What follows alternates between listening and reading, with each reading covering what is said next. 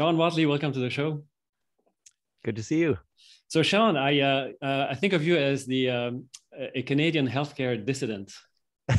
You're the Andrei Sakharov of Canadian healthcare. I don't know if you remember or you knew. Maybe you're too young to know who Andrei Sakharov was. He was a Soviet nuclear physicist. Yeah. Didn't bad things happen to him? Well, he eventually defected.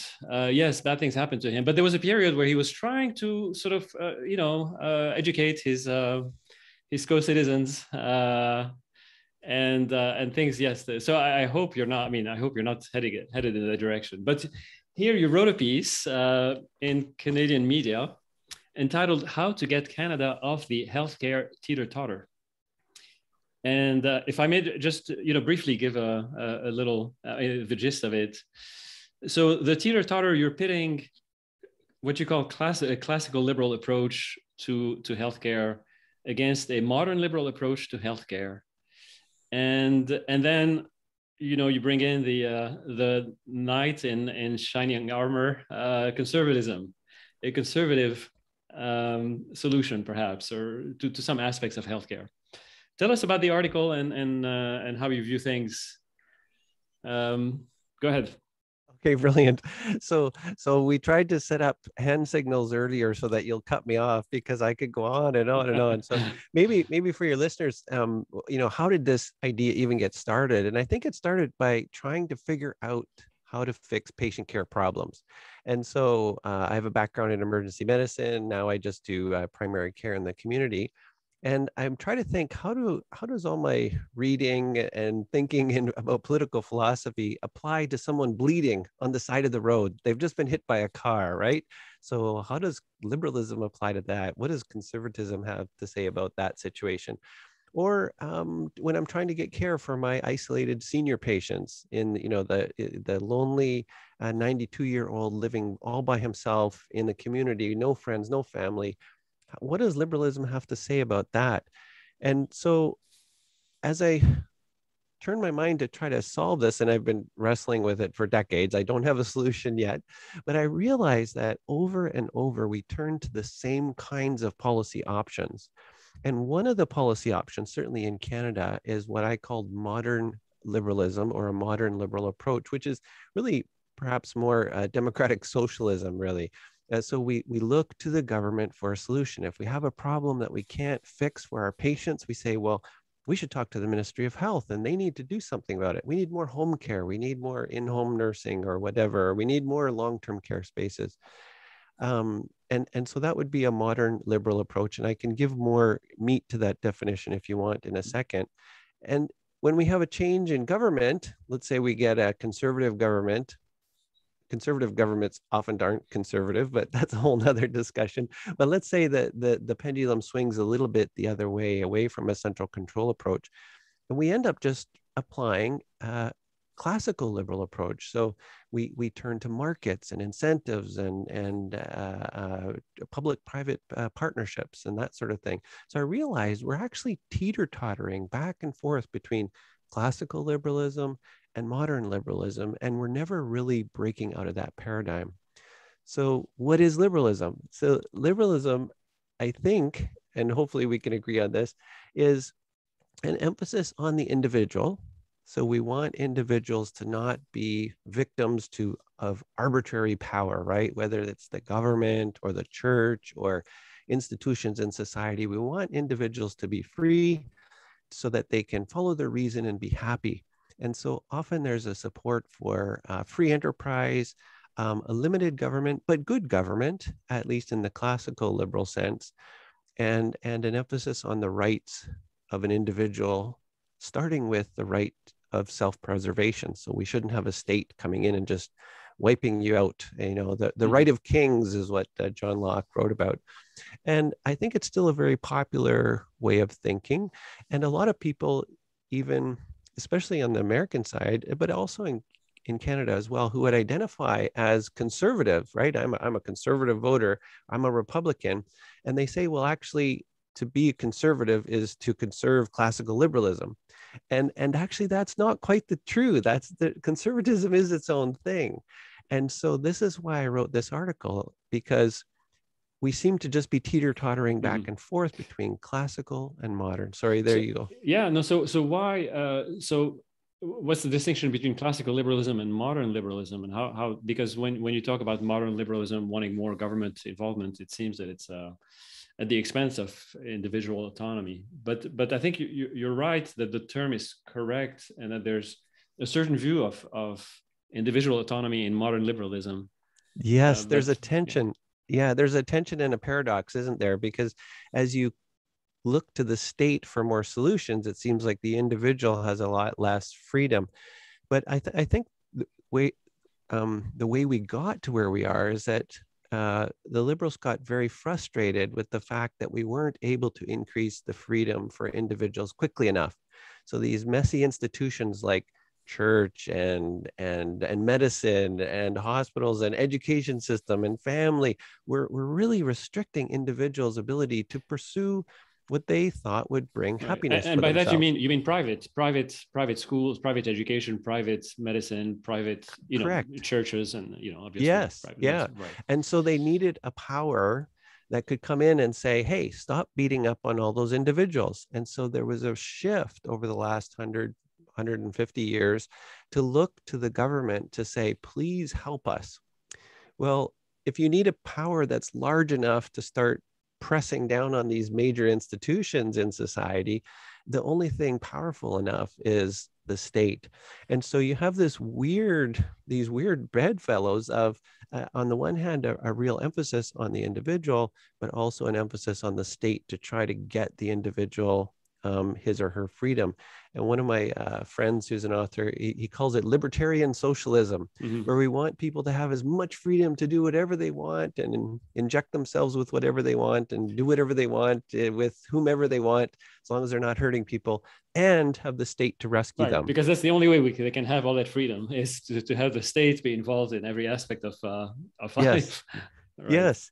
And there's still a real emphasis on rights. So these are my rights, and I'm going to list you my rights, and an emphasis on contracts. So we want you and me to rationally enter into a free contract, because really the only thing that matters is you and me in the world, and that's it, as long as we're not hurting anybody. Whereas traditional conservatism doesn't see things that way. Okay. And so Before we get there, and we'll get there in just maybe a minute, but so you talk at the beginning of your article about ways in which classical liberalism may be helpful. I mean, certain we're going to focus on medicine and healthcare, but certain situations where classical liberalism seems to work okay, but not so well for other things, and vice versa with modern liberalism. yes. And so what got me thinking about this, and in fact, we even had this conversation on a previous interview. I think Anish said, well, what do you do for transplants? What do you do for trauma? And we got into this, and I said, yeah, you're right. We need the state involved. And then we ended it. And Anish said, see, we're all socialists. Right. We're done. Right? I don't know if do you remember Yeah, that, I Anish? remember very well, because I think maybe we spurred you writing this article in a way. It's Or your yeah, fault. right. It's your fault. No, and many physicians say this. They say, come on, Sean, like you spent years at Emerge, you saw these bleeding people. They're not making free, they're not rational agents anymore. They've lost their agency. They're not making free contracts, unfettered. There's information asymmetry, a whole bunch of market failure. So we could go into all of the externalities with a true, that would compromise a true free enterprise approach. Now, having said that, the classical liberals have many answers to all of those problems that you raise. They could say, well, okay, so in a trauma, yes, you are incapacitated and you can't make decisions, but that's a very limited situation. So still, on the whole, a classical liberal approach works. And that is true. However, in our line of work, we see people over and over and over who are incapacitated or distracted with pain or worried that they're going to die. And so in many ways, they don't fit the ideal case that a liberal approach, a classical liberal approach would require.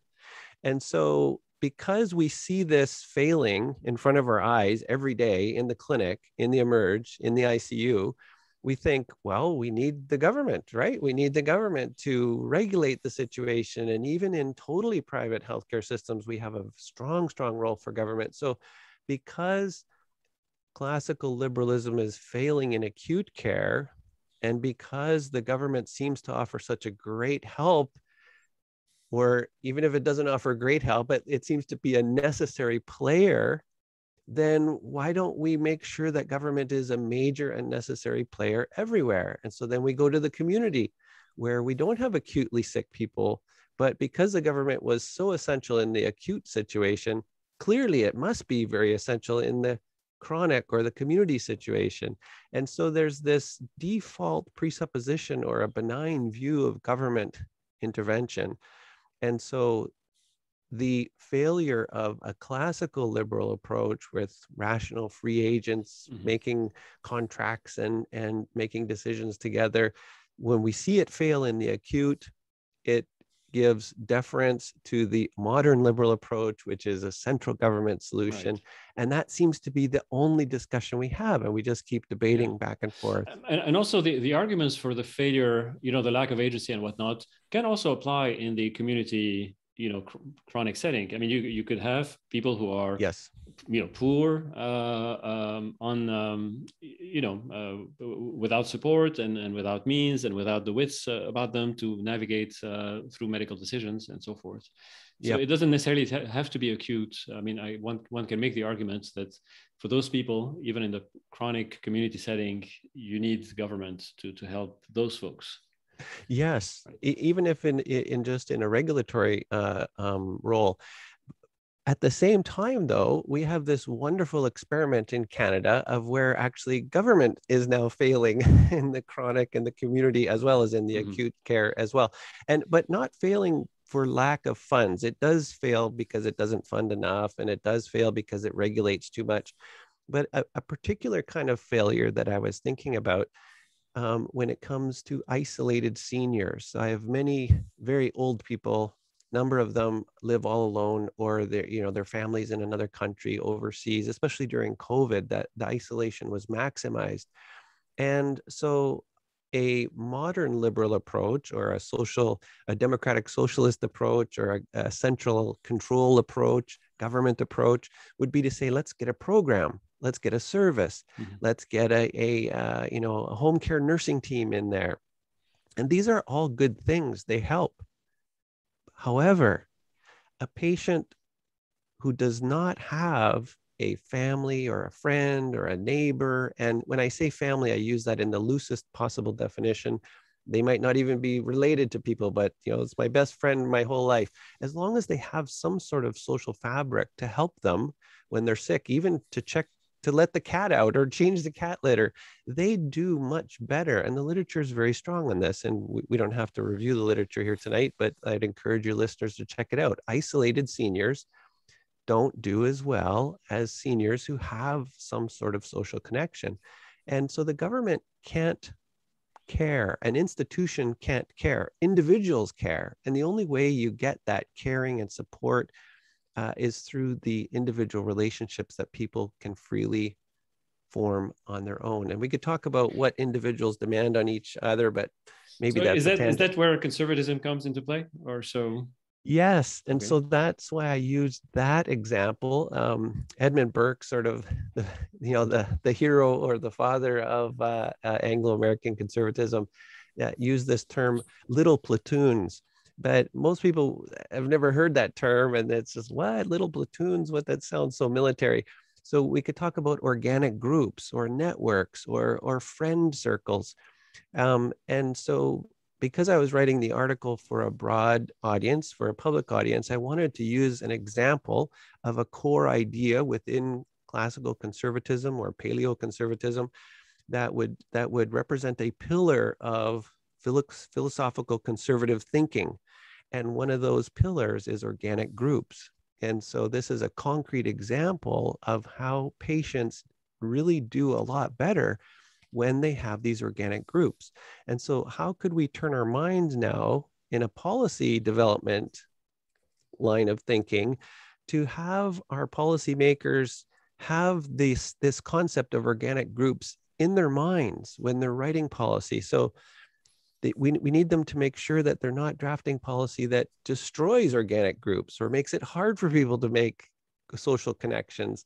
Or, does your home care nursing program actually incentivize people to use the nursing program or put your grandma in the long-term care home when really the family would rather have the person at home and would rather, if government made it easy to sustain those social networks. So that's why I took that turn in that article about organic groups or Burke's little platoons. But there are many other options we could talk about for medicine itself. Okay. One of the things that I learned from Michelle, a long time ago, was this idea that the solutions that to the problems we have are out of the realm of our understanding, because we just can't comprehend it because of the world we live in. So I'm reminded of the book, I think, what's the book? Flatland, right? Where you have a two-dimensional, people in a two-dimensional world cannot comprehend a third-dimensional space, right? Yes. And that, this failure of imagination may be what afflicts us, and it's also a failure of faith in what may happen if we were to allow communities, or these little platoons, as you call it, to come to solutions. So, I found a video today, which somewhat describes what you're talking about, Sean, where there was a high school in a rough part of town. I assume it's a rough part of town, where there were these massive fights that were breaking out on a daily basis, like large. In one of the fights, the police came and arrested 23 kids in high school. Can you imagine that? These large brawling fights that were showing up on YouTube. And the community, interestingly, came up with a group of fathers, self-organized, to create a dad duty platoon where the dads would now come to the schools and be there on a daily basis. And now suddenly, now it's your dad is there, and what are you going to start a fight with with some kid with your dad staring at you, behind you, and the school has been much simpler. Again, it's a vignette from a local news thing, so who knows how perfect it is and stuff. But it brings to mind these kind of. Who could even come up with that, right? Me, you, Michelle could never ever come up with that. And even if we did come up with that, right, it may not work for some community that we wanted to try it in, where there wasn't this group of folks there. So, but instead, what happens is, what didn't happen in that case was, we didn't create a panel of the smartest people from Harvard, Princeton, and Yale, who then created the most equitably diverse panel of a certain number of women, certain number of Native Americans, certain number of Indians.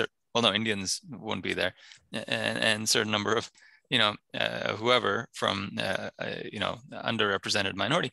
And then this group is then given funding of, $10 million a year to create a solution for this school in terms of all its fighting. And again, that we all of us on this little panel are, assembled today. Well, know for sure that would be an absolute complete failure, right? Yeah. But this is where I think the liberals and the progressives, who currently rule the roost, they're incredibly successful in going to communities, not pretending. They actually are well-intentioned. They do care. They do want to fix things. But the solutions always are, give us dollars, put us in charge of this committee, and we will fix the problems in your community. But you know what? The solutions to the problems of these communities lies in the communities themselves. And we have to allow part of the issues with the little platoon problem is that there are many communities that will not have little platoons that form for solutions to take place, right? And so, and I think part of it is being okay with some degree of failure, being okay with some degree of inequity. And I think, conservatives I'm talking about the political conservatives, I think they get trapped in trying to promise the electorate that they are going to come up with some solution. Oh yeah, you presented Obamacare. What is your solution? What is your solution? And then, you know, some conservative policy wonk is like, oh, here is our solution. And, you know, it's some other stupid solution where, you know, you just take a different group of policy experts that and put them in charge. And it's like, well, that's going to fail too. And I think conservatives really need to say that, well, there isn't a perfect solution. There aren't going to be, you know, we are going to give you the power to come up with things yourself, but that's going to mean that you also may fail. And you know what? That's okay, because you know what's worse than some people failing and some people succeeding is everyone failing. Yeah. Yeah. So you guys are interviewing the wrong guy. We should be interviewing Anish. That was brilliant. I loved it. That was just perfect. I wrote a whole bunch of notes as you were talking. I mean, it's the whole thing. So you talked about complexity, epistemic humility, a benign view of government, inequality of outcome, failure and outcome, the desire to plan. Lord Salisbury said the role of government is to do nothing if possible. I won't take the EDI bait because that's too spicy for I just don't want to go there. But yeah, you just were bang, bang, bang, bang, bang on some of the core ways of thinking within political or philosophical conservatism. And you applied those to this general point that we started with of little platoons. So it was brilliant. So I'm going to turn it over to Michel because there's just so many ways we could go. No, well, I have a question for Michel based on what Sean is saying. Michel, Sean brings up Edmund Burke, correct? Mm-hmm. So Edmund Burke is regarded as the father of the conservative movement, but you know, you've also always taught me that you need guiding principles. Do you feel that what would Edmund Burke's guiding principles be when it came to healthcare? Yeah. So two comments about Burke and then about healthcare. Yeah. So how can you be the father of something that you were saying, I'm here to argue that we should keep it? So yeah. Burke was there saying, hey, we have something very precious that we've received from everybody that came before us. Right. And so how could he be inventing it? He wasn't inventing something. He was defending something that already existed. Yeah. So Yoram Hazony, I wreck his name, but I believe that's how he says it. Yeah. He's a sort of a post-liberal author in the States right now. I'd encourage you to read his stuff. But he said, no, Burke didn't invent it. He was just the first guy that started defending it when conservatism was already on the decline in the 18th century. Right. And so conservatism itself, the ideas that bake into it go all the way back to Aristotle. And so we could talk about, Aristotle's view of politics was that the essence of politics is friendship between the governed and the governors. And so there need to be some sort of connection where you actually have respect for each other, and there are obligations inside of a friendship. Michael Oakeshott, sort of another big name in conservatism, he talks about conversation being the essence of politics. Burke talked about trusteeship, where we actually have received a whole bunch of great ideas and some really dumb ideas, but more good ideas than bad ideas from the 2,000 years of people who came before us. And those ideas are actually solutions to problems that have been very difficult to solve. And so a conservative says, listen, other people have already wrestled with these issues of little platoons and equality and justice and wisdom, and how do you apply this to public policy? And so I think, to your question, what would Burke say? I think Burke would say, how have these problems been solved before us? And are those solutions good?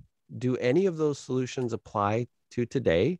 How could we take some of those solutions perhaps and modernize them? How could we computerize a solution that may have worked 150 years ago, right? So Burke also said a society without a means of change is without the means of its own conservation.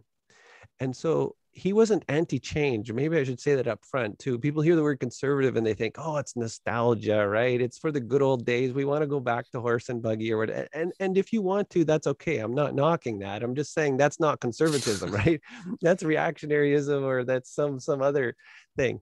Whereas conservatism is it starts with, so I threw out the term epistemic humility, and I think this might be what Michel has talked about before, because I know you like Hayek and his knowledge problem, and the fact that none of us is smart enough to know everything about everything all the time. So even if we got the highest IQ committee formed, they wouldn't be as smart as the thousands and thousands of people living now who are trying to solve the same problem that the committee is working on, and the millions of people who came before the committee throughout time who have also focused on this problem. So why don't we start from the point of saying, listen, Anish, how did your dad figure this one out about the kids beating themselves up on the playground? And you say, well, listen, and I talked to my dad and he said this and that. And so you start from a position of epistemic humility, which is to say, so epistemology is how do we know what we know, right? Where does our knowledge come from? And if we start from the point that there's probably more that we don't know than we know, then you're very open to hearing other people's ideas, and any solution that we would come up with, we would hold with very open hands and say, you know what, there's probably a very high likelihood we're going to get this wrong because nobody's solved it yet. Poverty, right? How do we fix poverty? We're going to have a war on poverty and wipe it out. Well, I don't think so. No one's fixed it yet. And so that would be this approach of humility, of looking to those behind us. Michel, you got to rub your nose to tell me to be quiet, or cut me off. I want to protest here because you keep, each time you keep sort of lumping me with Hayek, and I like Hayek, and I think perhaps maybe because I think we met each other after I wrote a piece on Hayek. I think that was years ago, but Hayek, first of all, he wrote a famous essay, "Why I'm Not a Conservative." Right, and Hayek was not a conservative; he was a liberal. I mean, he was really too liberal to my taste. So I want to distance myself from Hayek. But what you're talking about in this, this epistemic humility, or at least this acknowledgement of the value of tradition. So who had a quip? It was Chesterton. G.K. Chesterton had a quip about tradition being the democracy of the dead.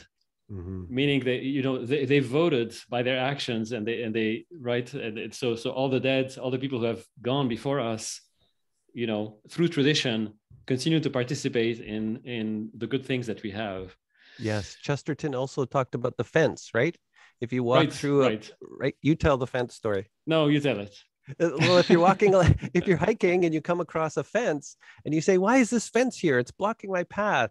Well, the conservative approach would be to say, well, let's find out why the fence is there before we just destroy it and tear it down. Whereas the progressive would say, this fence is in my way, remove it. Right. And correct. So that brings the points, what you talked about. I think that there's the element of classical liberalism, how when classical liberalism emerged as a revolution, really a rebellion against what were viewed as oppressive institutions.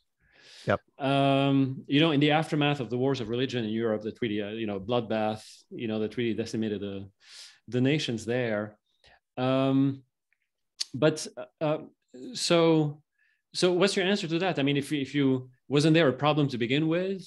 I mean, isn't maybe you're utopic in your view of tradition, and there was absolutist kings and those sort of kings are sort of and yes. Other aristocracy, private aristocracy that was really abusing power, and classical liberalism did away with that. Yes. And so actually, if you know, I should preface everything that I say here that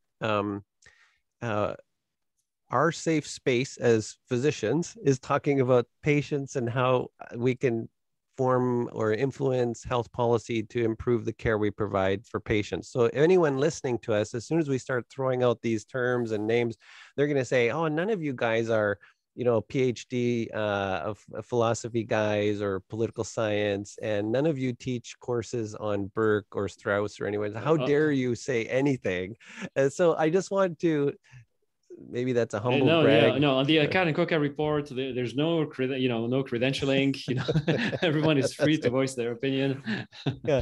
So having said that, now we can start throwing out names with abandon, and no one will. So certainly, John Locke in his second treatise on government talked about the need for individuals to be free from arbitrary rule. And he was really taking attack at this idea of the divine right of kings. So to your point, in the late 17th century, I believe, the 1700s, so 18th century, or was it 1600s? Anyways, it was, I believe, late 1600s, early 1700s, that he was writing and saying, the divine right of kings is wrong, and here's a better way of looking at it. And he started from this idea of the right of self-preservation and how we shouldn't be subject to arbitrary rule.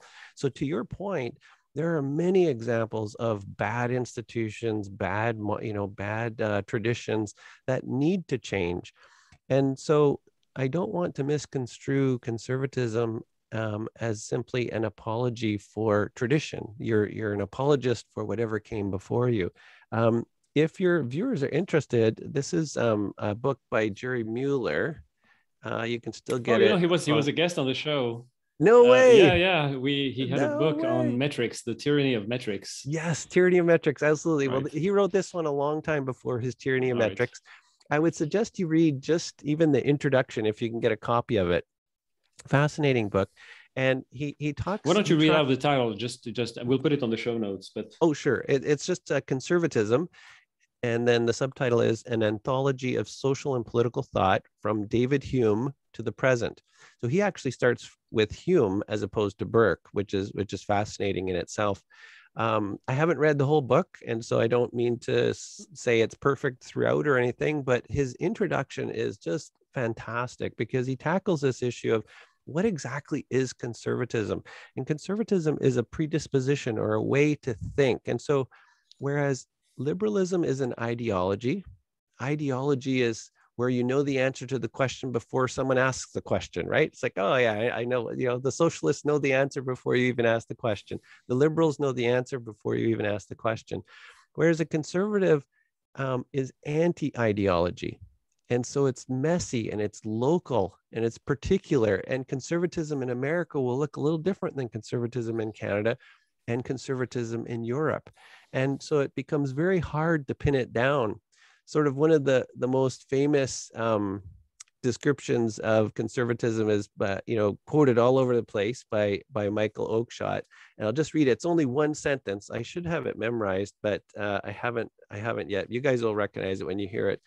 He says, to be conservative, then, is to prefer the familiar to the unknown, to prefer the tried to the untried, fact to mystery, the actual to the possible, the limited to the unbounded, the near to the distant, the sufficient to the superabundant, the convenient to the perfect, present laughter to utopian bliss. And he obviously says many other things as well, but conservatism is really founded in, as much as possible, in reality. What do we have in front of us? Which elderly patient are we trying to help? Not the elderly in general. We need to demand a plan for all seniors in Canada. No, we need to figure out a plan for the 80-year-old living north of town over in that suburb. What does she need? And are there other people like her? And how does she change when she's 80 versus 85? So it's very particular. It's very based in the regional needs of where she is right now versus if she was living in downtown Toronto or in San Francisco or in Pennsylvania. I better stop there. But yeah, it's very good. It's very important. But then let's get a little more practical. We've been very theoretical up to now. Let's get a little more practical. So you want, you bring up this voice. Hopefully there are others like you, or it will resonate in others and whatnot. But then what? Do you see a cohabitation between conservatism and classical liberalism and modern liberalism in healthcare? Is it a cultural, struggle where you're trying to just, change minds culturally, even though the institutions? is there any hope once the institutions, the liberal institutions, are in place to actually have any kind of conservative value, inform them, or what are your thoughts? So all great questions, and I should have taken notes because we could answer each of them, and you could repeat them later. Let's start with cohabitation. I mean, would you do a cohabitation between the three? So I wrote the article, like I said, because I was trying to solve problems, but mostly it was really grieving me. We just went through an election, a federal election.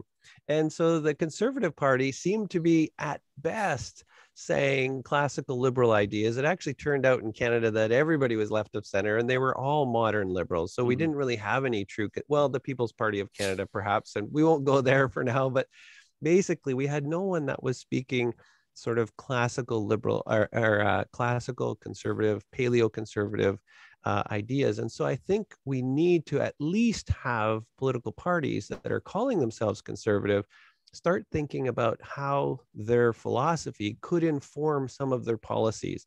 It shouldn't be that hard to do, but it has to at least start from the fact that, you know, if you're going to call yourself a conservative, it doesn't mean you're just classical liberal. There's actually more to conservatism than just being a classical liberal. Yeah, it's wonderful that you love Locke and you love the sort of the modern economists, the libertarians, the Friedman, you know, the Hayeks and the von Mises and the Tom Sowell and all the rest. These are all wonderful people, but we also should be talking about Edmund Burke and some of those other folks that bring some nuance to that. So that was one of the objectives there. But for this call, you're asking me, so what do I want out of this? I think if I had a call to action, it would be for doctors or clinicians, people in healthcare, to really put their minds to thinking about what is the overriding, what is the water that we're swimming in? Foster wrote a great little short story. He said, you know, there are two fish were swimming along and they came and bumped into an old fish. And the old fish said, "Hey boys, how's the water?" And they just passed each other and kept swimming. And a few minutes later, one of the young fish said to the other young fish, he said, "What the hell's water?" So that's what our issue is. We are swimming in a water of liberalism and we don't even really understand what it is. We become so specialized in science, technology, engineering, and mathematics to be able to excel in medicine. And then we subspecialize, we specialize and then subspecialize. We don't really have time to get or opportunity to become trained in these big ideas that shape the way systems are animated around us.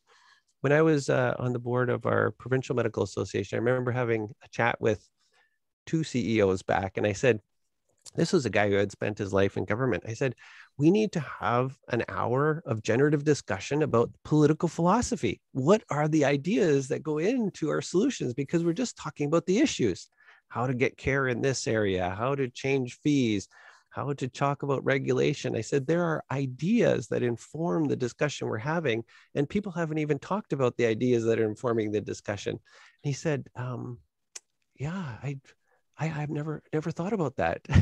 So in my book, I put, I believe this was Moynihan said this, and he served, Patrick Moynihan, right, American, served a number of presidents, I believe across the aisle. And he said in all of his years in the Oval Office, he said, talking about economy, nonstop funding, he said, never once did we have a discussion about ideas, about political ideas. So that's my call to action. We need to educate ourselves. Sure. Anish, do you have anything to say? Because I mean, I think this is very important, but there's a problem is that democracy is a liberal institution, right? So it seems like kind of a tough hurdle to overcome to try to instill conservatism. Define democracy. Democratic society. Define democracy? Well, it's you know, one man, one vote, the individual, the short term, I mean, democracy I agree with you. So induces sort of you know, I mean, the kinds of institutions that we have. I mean, it becomes almost, you know, mob rule to some extent.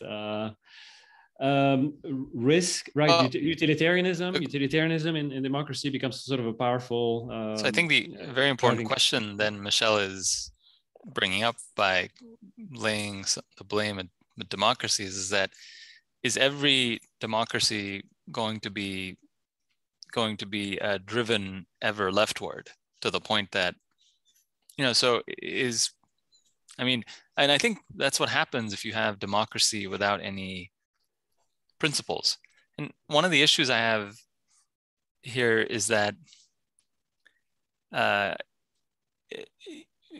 we know, I think all three of us would agree that we know that part of the problem in healthcare, per se, to be pragmatic and practical about it, has a lot to do with our third-party payment system, correct? And so, what does that mean? So, if that's a principle that we all agree with, that third-party payment is the original sin, we need to eliminate third-party payment. If you want to eliminate third-party payment, that means getting rid of, in the United States, Medicare and Medicaid. Of course, the Canadians, you guys are not original. You also called it Medicare, so eliminating Medicare. Now, if somebody were to propose that now, one, you run up against conservatives who, because they channel Burke and Medicare has been around since 1965, it's like, no, well, now we can only reform Medicare somewhat. We cannot eliminate Medicare. That's number one. Right. And number two, of course, part of the reason the conservatives say that on the political side of the world is that they know right now that if somebody said try to run on that, it would be unelectable, correct? So it's problematic. I don't know how to both, unless we reject Burke and his incrementalism and his respect for tradition. Because the tradition is now, liberal tradition. Right. Now it's a liberal tradition. So that's the problem I find with modern conservatism, is that we run around respecting liberalism. It's one thing to be a conservative in 1850, one thing to be conservative in 1940, and a whole other thing to be conservative in 2021. As you can see in Canada, in New Zealand, and in the United Kingdom. The United Kingdom, the conservatives and the Tories, are they really conservative in terms of how they responded to the pandemic, in terms of what they're talking about with the NHS?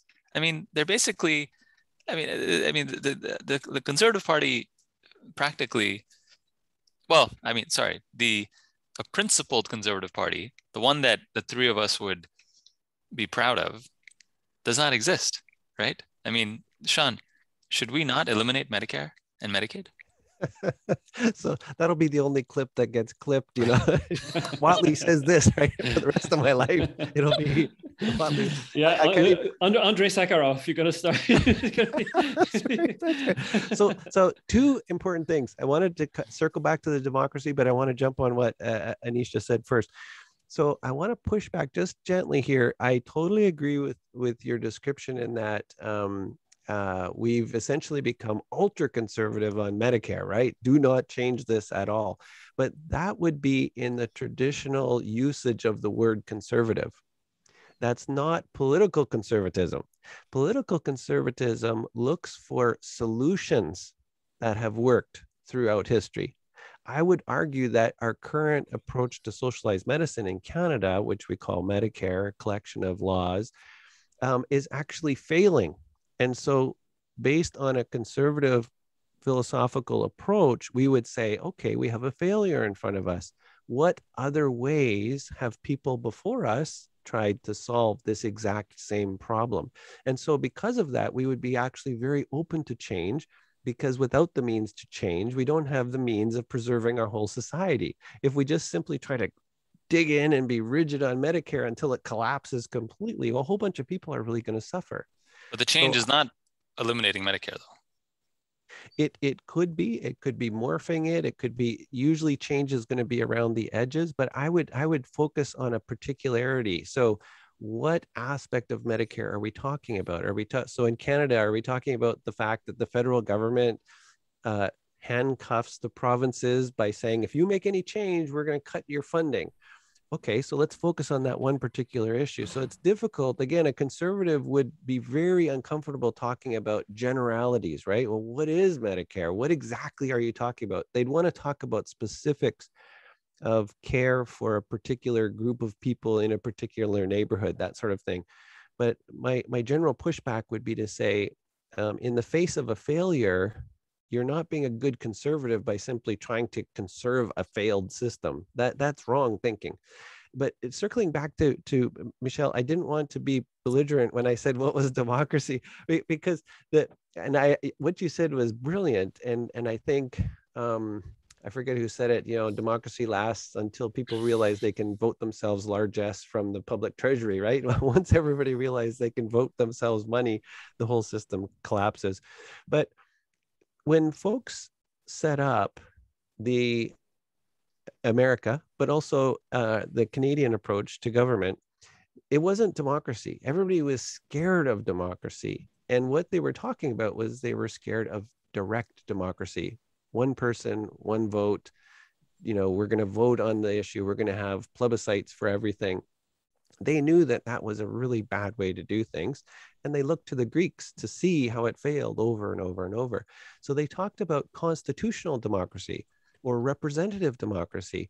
And both of those have different elements, but are both baked into each of our countries. So in Canada, our constitution is so big, you can't even write it down. People say, well, it's in the Constitution Act. Well, actually, it's not. It's all of the acts, including going back to legislation in Britain long before we even became a country, where we look back and we say, how were things solved before us? So this is what it means to have a constitutional democracy. We don't just start with a blank slate from scratch.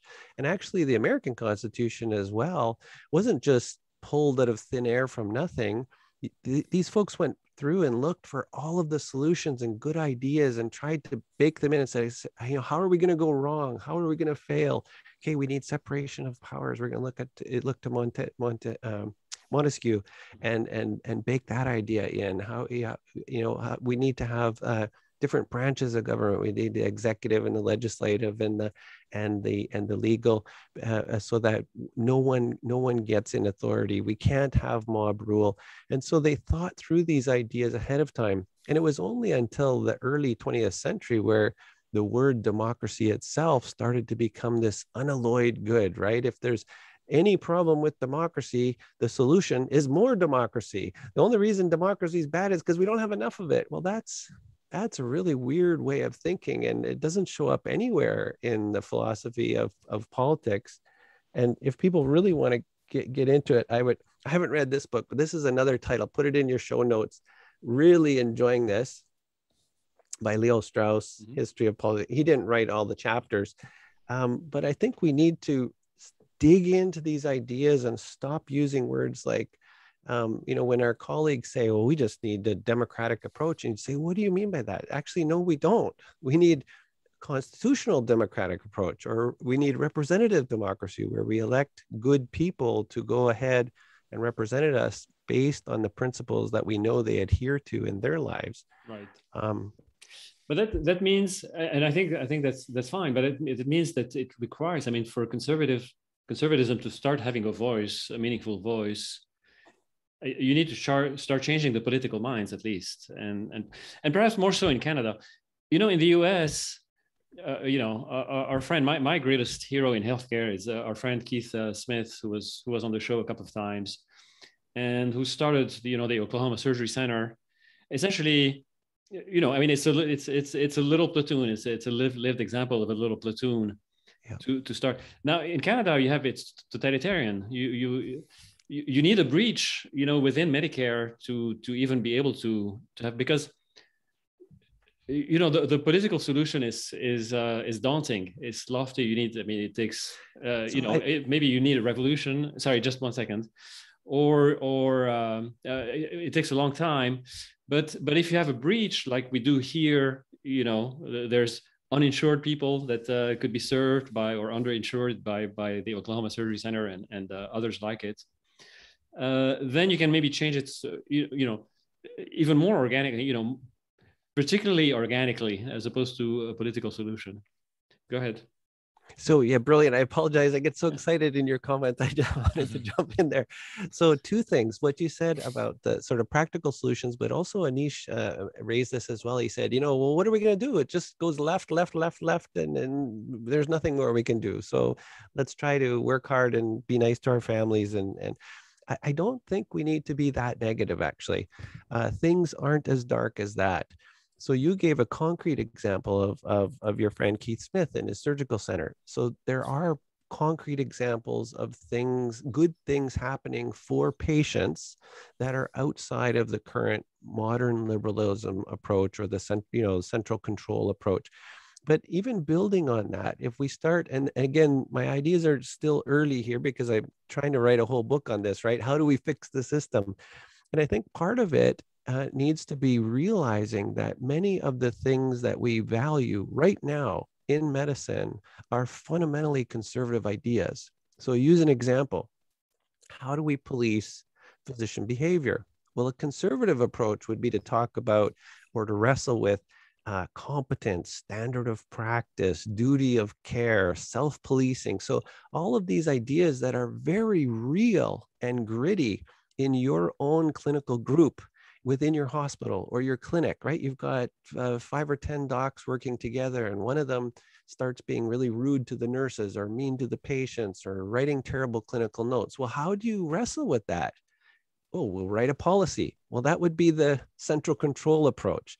Your policy will never be good enough to get that individual up to the basic standard within the group. It might get them up to a minimum, say, well, you need to write legibly, or you need to at least write a paragraph because you don't handwrite anymore. Everything's dictated or typed. So you need to at least dictate a paragraph. And they say, well, I dictate a paragraph. Well, you didn't do the vitals. Okay, so add the vitals. That would be sort of a rationalist, centralized, rule-based approach. Whereas a conservative approach would be to say, listen, we're in this together. We've agreed to work together as colleagues.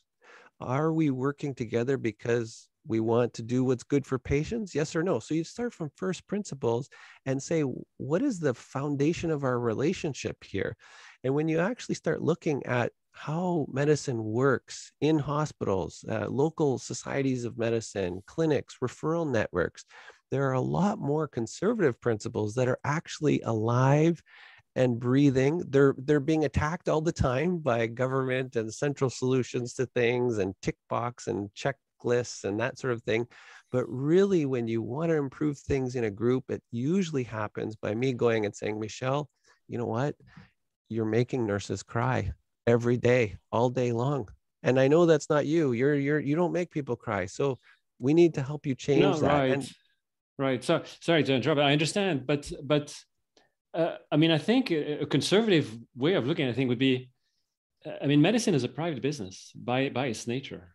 I mean, healthcare is a private, health is a private good, medicine is a private business. Therefore, these institutions should be private. I mean, private in the sense that they don't need to be for-profit capitalistic institutions, but they need to be private, meaning they need to be owned by, it can be a church, it can be individuals, physicians who own the hospital and whatnot. And once they own it, then they can deal with the problems much more easily. Right now, if we assume that the institutions are sort of public, right, the hospitals are public, and that the usual way to deal with this is to write a policy, but otherwise, if a better way would be to invoke conservative values, if you will, in this public institution, I think it's fine. But it's I think at the end of the day, you'll always have because the bad apple will say, well, I need a fair trial, I need a committee, I need this, prove it, blah blah blah, that sort of thing, and it becomes bureaucratized because so long as it's public, it's bureaucratized. And so, for me, my conservatism would be very, very radical about medicine in general. That it's a private, health is a private good, medicine is a private enterprise, and we should get government completely out of it. Which brings up, goes back to the point that Anish was making, that it's hard to imagine incrementalism when you have really radically competing worldviews on that particular question. think part of the issue is that Sean is just too nice. He's too nice of a guy. And one of the things I wonder about is in watching the pushback in the United States in the educational system against the teaching of critical race theory in schools has been how Christopher Rufo has gone about battling this. And he hasn't really he's taken an approach that says CRT is evil. CRT is communist. You must defeat CRT. Every time you think of CRT, you must think racism, right? It's interesting because it almost feels like, looking at it, you're almost taken aback a little bit because, of course you can, some conservatives have, I think, I won't name names, but there are some certain conservatives that say, David French talks about, no, we should, all voices are okay, and critical race theory is one theory that should be taught, just like this theory is taught. The competition of ideas, right? And Christopher Rufo and the new swelling group of right has no interest in this. It says our principles say that if you are teaching that one race is different than the other, we want nothing to do with that, right? That is yeah, we don't care. We want that out of the market. We forget about competing in the marketplace. You're gone. We don't want it in there. Every time you mention that should be, that should trigger parents to show up at school board meetings yelling and screaming at school board members. And so it makes you think. It's like, well, if you took that to the world of medicine, what would we do? Basically that requires us to paint anyone who supports Medicare as a communist. That's and we should paint them as evil. Yep. So I don't know. So I love. So do you agree, Sean? No. Just yes or no. As he's being right. I mean, they're sending the. Anish has feared us, so he keeps bringing in these very, very scary topics. I don't know how to even repeat the words. We're Sean off to the gulag. Exactly. So I've confused things a bit by using the word institution. When I said institution, I wasn't thinking of organization or a specific instantiation of medicine, a clinic. I was thinking institution more as the platoon, the group. No, so that's what I should have. I should have called a profession, right? Right. So Anish, I should have called that a clinic or an organization. Yeah. So when I'm saying we live within the profession of medicine, right. And how do we self-regulate within the profession of medicine, or what does it mean to be in the profession of medicine? So it's exclusive. It's unequal. People who are better than me stand out because they're smarter or they're more skilled. And so there's all sorts of issues within the profession of medicine, which in political philosophy we'd refer to as the institution of medicine, which we still live and breathe and rely on. And so we could actually be putting effort into strengthening these things. Now, to your point, though, Michelle, particular faculties of medicine or particular hospitals, even if they start out with a passion for these, old ideas, may end up being very autocratic or very unfair or very bureaucratic or run by professional managerial class and become a total failure. And so I think many physicians experience this firsthand, and both of you have said they say, well, forget it, we just need a revolutionary approach. And certainly that was my journey too, right? Becoming so frustrated after training and in early years of practice and just saying, you know what, the solution to everything is to blow government up, get them out of here, just it's private, leave me alone, let me care for patients, I know what needs to happen. And so there's that libertarian trend. The reason why I reluctantly had to abandon that, as much as I love freedom and as much as I think government's not the answer and bureaucracy is not the answer, is because that freedom-based approach or the libertarian-based approach presupposes more than it has arguments for. So if you and I were going to create a clinic together and no government, no bureaucracy, no managers, no rules, we would start working together and we'd realize that, oh, actually we share this idea called duty to care. Michelle, you have a duty to that patient. What are you talking about? You're going on vacation for 3 weeks when they're acutely sick. You didn't even hand them over. That's not appropriate. So there are a whole bunch of ideas that we would bring to the arrangement of providing care that are presupposed that libertarians don't have an argument for, or they haven't, they don't have, not an argument for, but they don't have the meat to go with those potatoes. They just focus on the fact that government's failing, bureaucracy's failing, the professional managerial class are parasites that don't help patients enough. Therefore, we just need to be revolutionary about it and get rid of them completely. I agree with that sentiment. However, to rebuild now from those ashes, we still have to bring a whole bunch of ideas and thinking about, we're using the word profession now, but I would call it the institution of medicine. And so there's the opportunity for people who want to think differently than the current liberal paradigm to say, well, what are these ideas that we've developed over several thousand years about the doctor-patient relationship? Where does that, what obligations do I have?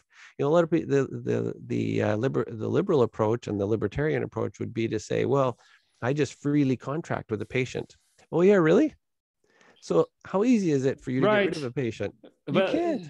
No, you can't. You're right. But I mean, you could view it actually, the Hippocratic tradition could be, I conceive it as a private institution. It doesn't necessarily cover all of medicine. And in fact, say organization, do you mean a private organization or? Yeah, a private organization, sure, a private organization. I mean, whoever pledges, right? So there was actually a formal oath, right? For entry into that school, you had to pledge the oath, and then you were a member. And I don't know if they had a means to boot you out if you misbehaved, but I assume they did. It was a short-lived effort, right? I mean, barely 100 years in ancient Greece. But then so in the 18th century, in the 19th century in the United States, you see competing ideas about what it is to be a doctor, right? Because you had the alternative medicines and whatnot, and to some extent they still exist.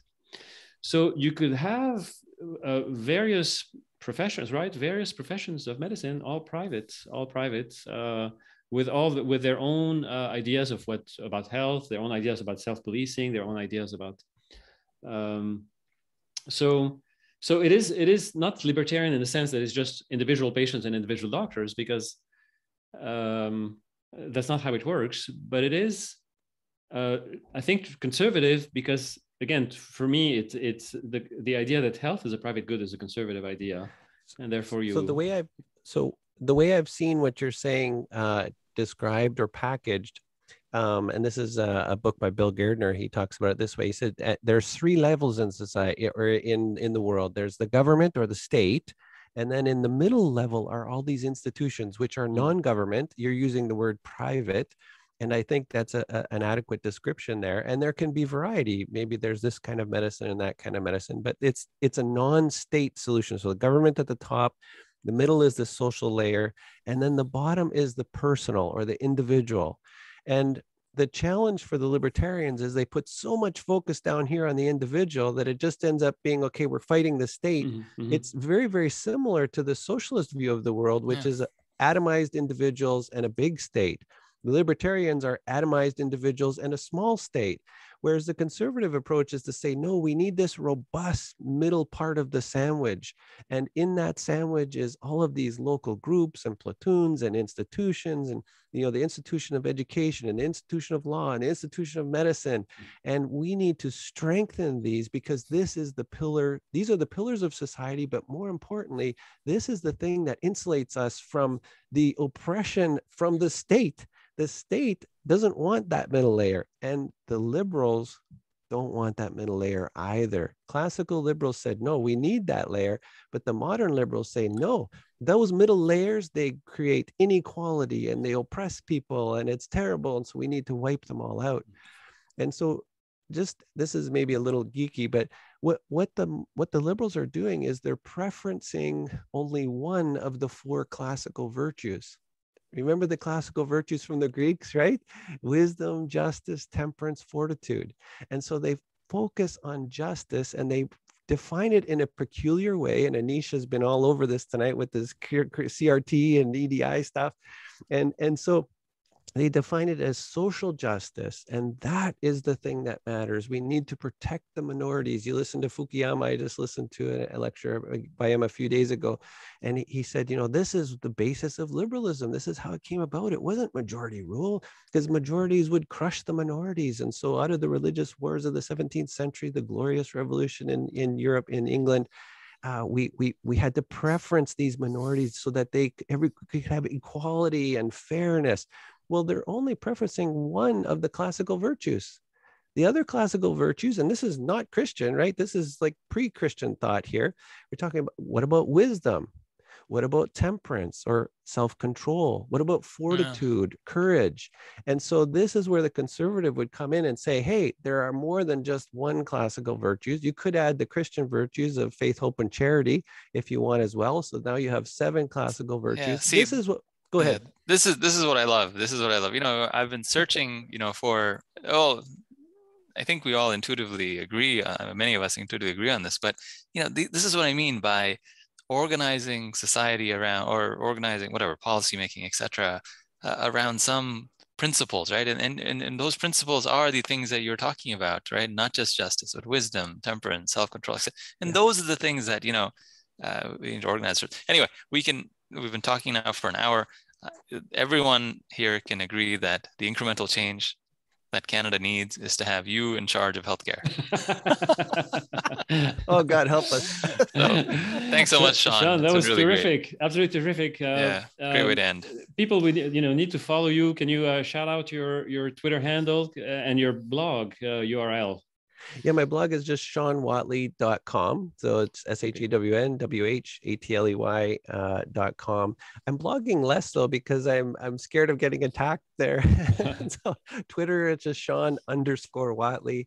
I'm on LinkedIn and elsewhere. But if you just Google Sean Whatley, a whole bunch of my stuff. We'll have that on the show notes, including links to your 2 books. And we look forward to the upcoming one. Thank you, guys. You're doing a fantastic job. Great. Thanks so much. Take care.